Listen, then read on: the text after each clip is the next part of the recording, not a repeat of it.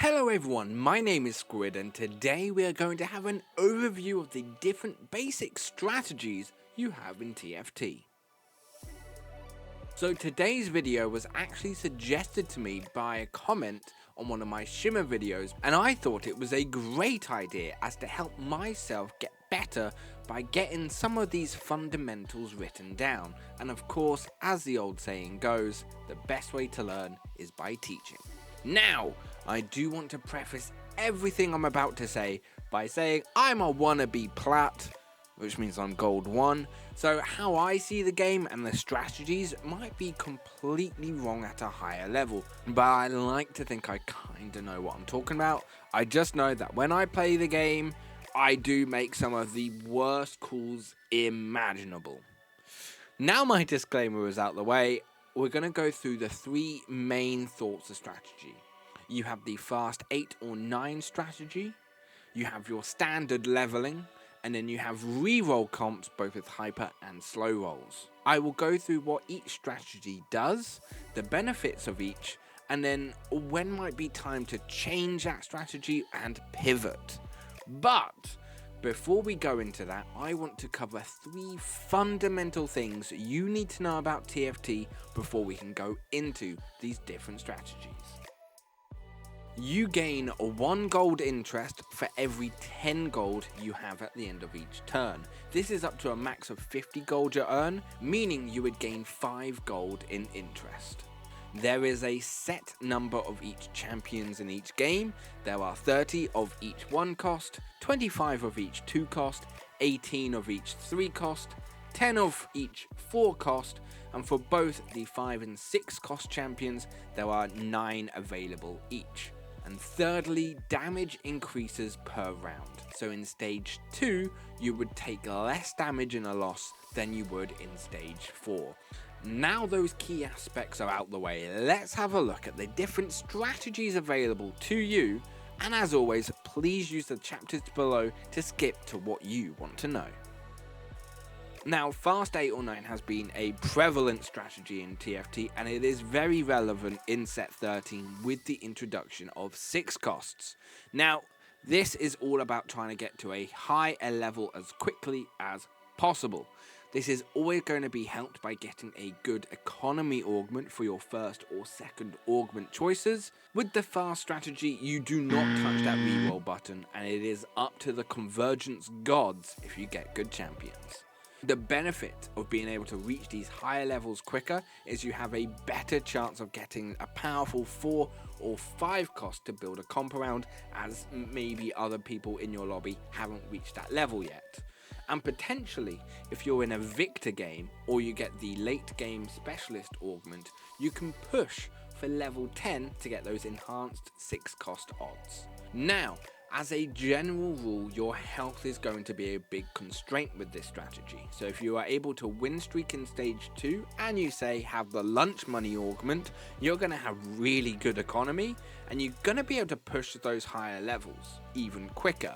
However, if you're lose streaking and struggling for champs and nothing's going right, you probably have to start trying to re-roll and get some 2 and 3 star champions on your board to stabilize.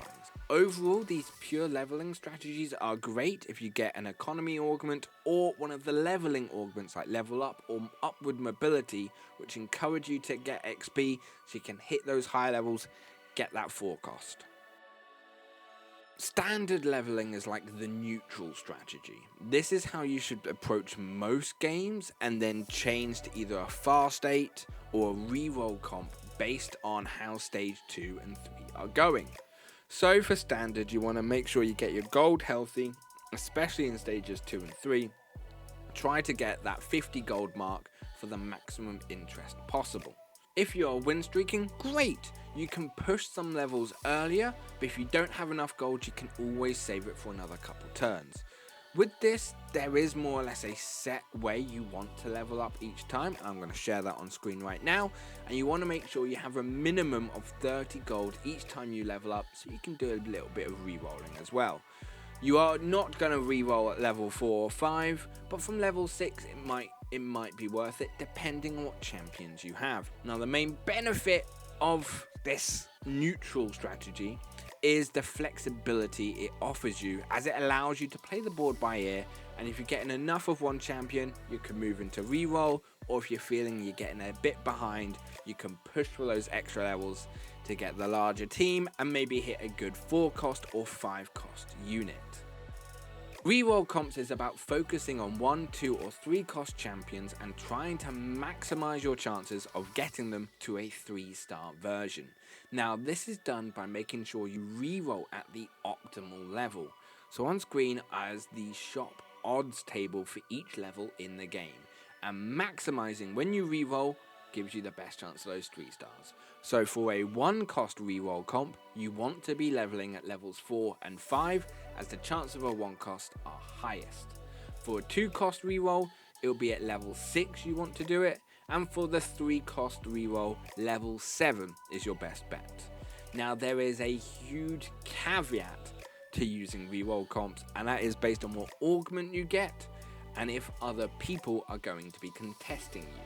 So in terms of augment, to help with these reroll comps, you might want to get something like Starry Night, which is absolutely incredible as it helps improve your chances of getting a 2-star for your 1 or 2 cost champions. And just by getting a 2-star version, massively increases your chances of hitting a 3-star. And in terms of people contesting you, if someone else is going for the same champion as you, say they're going for Violet 3, if you're also going for Violet 3, your chances of getting it are halved because there is only a limited amount available, as I said before. So when trying to decide what comp to go for, it's important to see if someone else is going in that direction before you finally commit. The benefit of this style of strategy is the power a 3-star version provides to your team, and also the health benefit for your frontliners, as the 3-star version will provide more sustain for your team. Now I do feel that once you start down this path, it is tricky to jump back to either standard leveling or fast 8 strategy, because your goal is going into trying to find these champions rather than trying to collect interest or leveling up, so do be careful when going for it. Now, these strategies are just a base point for you to go forward from, as every game in TFT is unpredictable, so adaptability is one of your best attributes to have in the game. So here are 3 points I would say to always consider when going into a game. Economy is your friend, and economy augments in the early stages are so incredibly powerful. Always check what other comps people are using to make sure you're not directly contesting people and can work out which units are the ones that will be contested. And health is like gold, it's a resource, so use it to advantage. If you know you can survive 2 rounds before the end of the stage, maybe keep that extra gold in your pocket. I hope you found this video useful, and as I said, I'm only gold, so if you are of a different rank, you know, please comment your experiences below, and let's try and use the comment section as a good place to learn and grow. Thank you very much for watching, and until next time, I'll see you in the arena.